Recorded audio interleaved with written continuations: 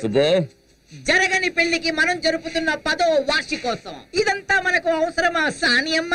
Time waste చేయకుండా collaboration మొదలు పెట్టచ్చు కదమ్మా. యోగా ఉండాలి సుబ్బు, దేనికైనా యోగా ఉండాలి.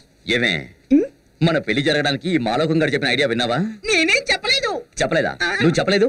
మీ అమ్మే మనకు అడ్డంగా ఉంది, అందుకే ఆవిని గుండాల చేత లేపించమని నువ్వు నాతో చెప్పలేదు. అయ్యయ్యో, లేనిపోయిన అబద్ధాలు చెప్తున్నా అన్నయ్య. నువ్వు చెప్పే ఉంటావు.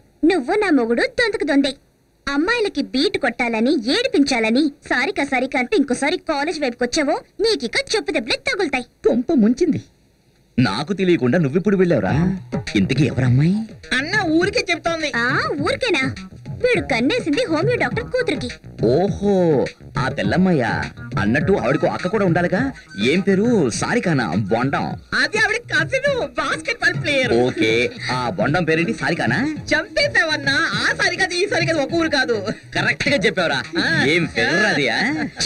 పనికి మళ్ళోళ్ళు.